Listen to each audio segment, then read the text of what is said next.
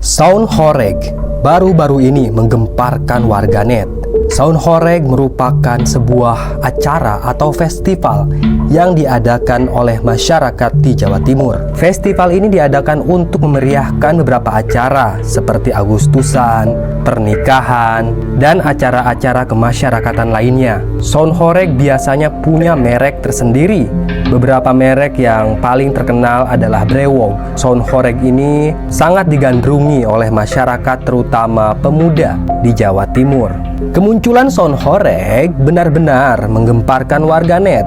Ada yang pro, ada juga yang kontra. Beberapa warganet berprasangka bahwa Sound Horeg ini mengganggu masyarakat. Bagaimana tidak? Sound Horeg benar-benar berkekuatan tinggi. Salon-salon yang ditumpuk kadangkala menggemparkan rumah warga sehingga rumah-rumah warga hancur oleh suara Sound Horeg tersebut. Belum lagi jalanan. Kalau Sound Horeg melintas suatu jalan dan ada yang menghalanginya, pasti para kru itu akan menghancurkan penghalang tersebut, sekalipun itu fasilitas umum atau pagar rumah warga.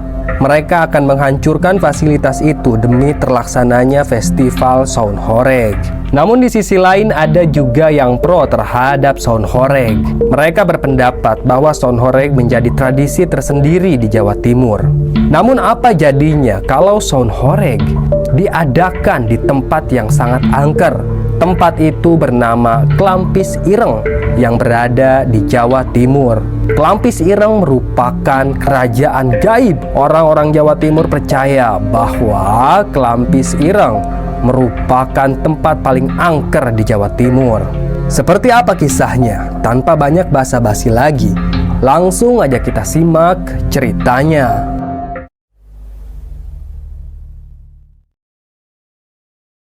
Kisah ini bermula dari seorang laki-laki bernama Darso. Darso adalah pemilik Sound Horeg dengan merek Rimba. Sound Horeg Rimba merupakan Sound Horeg yang sangat digemari oleh masyarakat di sana. Selain suaranya yang sangat ngebas, lagu-lagu yang diputar juga asik-asik. Sehingga tidak jarang Sound Horeg Rimba diturunkan ke jalan ketika ada acara-acara besar seperti festival dan lain sebagainya. Nah, pada suatu hari Darso mendapat sebuah pesanan festival Sound Horeg. Uangnya sudah dibayarkan. Namun yang jadi masalah adalah lokasi tersebut dekat dengan kawasan keramat, yaitu Klampis Ireng. Awalnya Darso menolak tawaran tersebut, tapi yang mengadakan acara malah menambah bayaran Sound Horeg Rimba. Sehingga mau tidak mau, Darso harus menerima tawaran tersebut karena bayarannya bisa kebeli 2 mobil. Acara yang ada di sana sangat penting. Sound Horeg itu disiapkan untuk memeriahkan pernikahan dari anak saudagar kaya yang ada di Jawa Timur. Singkat cerita, Darso pun menerima tawaran tersebut. Dia tidak berpikir aneh-aneh. Yang dia siapkan tidak banyak, hanya berdoa saja, dan juga jimat-jimat yang sudah lama ia simpan. Jimat itu sebagai pelindung dari petaka. Apalagi Sound Horeg akan dinyalakan dekat dengan Klampis Ireng. Nah, di hari Minggu pagi, Darso pun keluar dari rumahnya. Dia mulai mengecek sound yang akan dinyalakan dalam festival pernikahan. Para krunya ada sekitar 20 orang. Mereka langsung menyalakan dan menyeting speaker-speaker besar yang ditumpuk sampai tinggi. Speaker itu dibawa oleh mobil truk yang sangat besar. Mobil truk milik Darso bercorak sangat unik. Ada banyak variasi dan juga tato-tato di mobil tersebut. Mobilnya berwarna pink, sangat nyentrik dan juga menarik perhatian. Ketika mobil truk yang membawa speaker besar itu keluar dari halaman rumahnya Darso, para pemuda di sana menyambut meriah. Tidak sedikit dari mereka yang ikut iring-iringan tersebut. Sound Horeg langsung dinyalakan tepat di depan rumahnya Darso. Kemudian Sound Horeg itu pun perlahan meninggalkan halaman rumahnya Darso untuk menuju pesta pernikahan saudagar kaya. Diiringi dengan para pemuda yang membawa motor di belakangnya. Ada sekitar 100 pemuda lebih yang mengikuti mobil truk Sound Rimba tersebut. Mereka semua bergoyang-goyang sambil bawa motor. Semua pemuda yang ada di sana tampak sangat senang.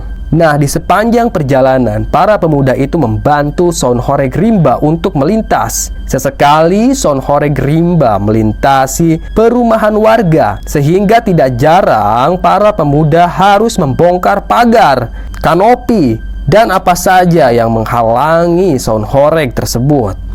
Dimensi dari mobil truk itu bertambah besar karena membawa speaker yang juga besar-besar, sehingga tidak muat di jalanan.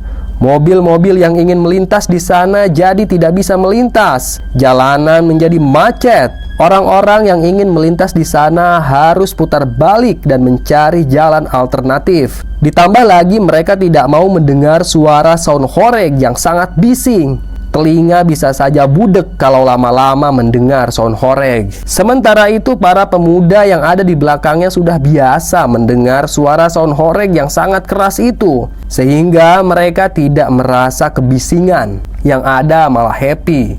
Perjalanan pun dilanjutkan setelah mereka membongkar beberapa pagar dan juga kanopi rumah warga. Hingga akhirnya tibalah mereka di lokasi pesta pernikahan. Di sana juga sudah ada ratusan pemuda yang menunggu Sonhoreg Rimba. Mereka sangat antusias menyambut kedatangan Sonhoreg yang sangat mereka idamankan. Lagu DJ pun kembali dinyalakan. Para pemuda itu bergoyang. Ada juga yang sambil minum minuman keras. Sementara itu, Kuncen di Klempis Ireng beberapa kali memanggil sopir truk yang membawa Sonhoreg. Dia bilang kalau Sonhoreg tidak bisa ada di sini karena akan mengganggu demit-demit yang ada di Klempis Ireng. Jarak dari lokasi pernikahan ke Klempis Ireng hanya 1 kilometer saja, sehingga suara Sonhoreg sangat bising masuk ke area Klempis Ireng. Namun, sang Kuncen yang sudah memperingati sopir truk itu tidak digubris sama sekali oleh sopir truk, karena sopir truk sudah dibayar oleh Darso. Apalagi bayaran Darso ini mahal. Sopir truk itu tidak akan peduli pada hal-hal yang klinik. Dan baru 1 jam tampil, tiba-tiba saja Sonhoreg meledak. Speaker besar di sana kebakaran hebat. Semua orang yang ada di sana lari lintang pukang. Kebakaran itu merambat pada mobil truk, sehingga mobil truk juga ikut meledak. Kemudian api merambat ke panggung pengantin. Panggung pengantin juga ikut kebakaran. Begitu juga dengan rumah yang mengadakan hajatan. Semua ludes dibakar. Api dengan cepat merajalela ke rumah-rumah tetangga. Petugas pemadam kebakaran pun berdatangan, tapi mereka kesusahan untuk memadamkan api. Kebakaran itu menelan korban jiwa yang tidak sedikit. Ada sekitar 20 orang yang tewas. Tapi anehnya, Darso selamat. Padahal dialah bos Sonhoregnya. Bisa jadi kebakaran itu diakibatkan dari Tulah Klempis Ireng, kerajaan gaib yang ada di Jawa Timur. Setelah berjam-jam, akhirnya petugas pemadam kebakaran berhasil memadamkan api tersebut. Setelah api padam, Darso dibawa ke kantor polisi, tapi dia tidak dipenjara karena dianggap sebagai kecelakaan biasa. Aneh sekali, harusnya Darso dipenjara karena dia telah melakukan kelalaian akan Sonhoregnya. Tapi dia malah selamat. Kemudian Darso pun pulang ke rumahnya. Dia tidak punya lagi Sonhoreg. Modal untuk membuat Sonhoreg sangat mahal, bisa ratusan juta. Tapi untungnya Darso masih punya uang. Bayaran dari festival Sonhoreg di dekat Klempis Ireng itu sangat mahal, sehingga Darso bisa membangun kembali Sonhoreg miliknya. Nah, 3 hari kemudian, petaka pun mulai terjadi. Satu persatu keluarga Darso mengalami kecelakaan. Yang pertama adalah istrinya. Saat istrinya masak di dapur, tiba-tiba saja kompor gas istrinya itu meledak, sehingga tubuh istrinya terbakar habis. Istrinya itu sempat dilarikan ke rumah sakit, tapi dengan luka bakar yang parah itu, dokter tidak bisa menyelamatkan istrinya Darso. Wanita itu pun meninggal dunia. Tepat 2 hari berselang, Giliran anaknya Darso yang mengalami kecelakaan. Anaknya Darso mengalami kecelakaan ketika naik motor. Dia kebut-kebutan pulang sekolah, sehingga motor yang ia kemudikan menabrak sebuah truk. Truk itu langsung melindas anaknya Darso. Dia pun tewas di tempat. Darso mulai cemas dan curiga. Jangan-jangan semua petaka yang ia alami ada hubungannya dengan Klempis Ireng. Sebelum hal-hal buruk terjadi pada dirinya,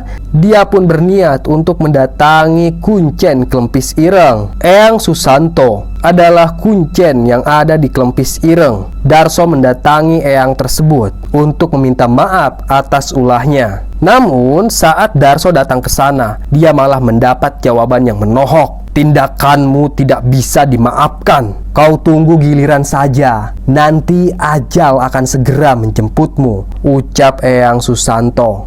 Darso menangis di hadapan sang eyang. Dia tidak mau cepat-cepat mati. Aku masih banyak dosa, Eyang. Aku ingin bertobat dulu. Tolong ampuni aku. Tolong bilang pada kerajaan gaib, aku minta maaf. Namun Eyang Susanto tetap kekeh. Dia pun berkata, sang raja gaib tidak akan bisa memaafkanmu karena kau telah mengusiknya, dan juga kau tidak menghargai alam gaib yang ada di Klempis Ireng. Dengan penuh keputusasaan, akhirnya Darso pun pulang. Dan ketika ia sampai di rumah, dia tiba-tiba saja mengantuk. Darso pun tidur di kamarnya. Kini dia tinggal hanya sebatang kara, tidak punya istri dan tidak punya anak. Keluarganya sudah mati semua. Saat Darso tertidur, tiba-tiba saja ada seekor ular masuk ke dalam kamarnya. Itu adalah ular King Cobra. Entah dari mana ular itu datang. Tiba-tiba saja ular itu masuk ke dalam celananya Sudarso, lalu mematuk kemaluan lelaki tersebut. Sontak saja Darso teriak kesakitan. Kelaminnya terasa panas. Dia mencabut ular yang ada di kelaminnya, lalu melemparkan ular itu ke bawah ranjang. Darso lari sekuat tenaga keluar dari kamarnya. Kemudian dia menuju puskesmas. Ketika sampai di puskesmas, kelaminnya Darso sudah bengkak sebesar kelapa. Bisa dari ular King Cobra itu sangat mematikan. Darso disuntik antivenom, tapi tidak mempan. Hingga beberapa jam kemudian, Darso pun tewas. Selesai. Terima kasih sudah menyimak cerita Mbah. Tunggu cerita-cerita lainnya ya. Tetap sehat dan salam merinding.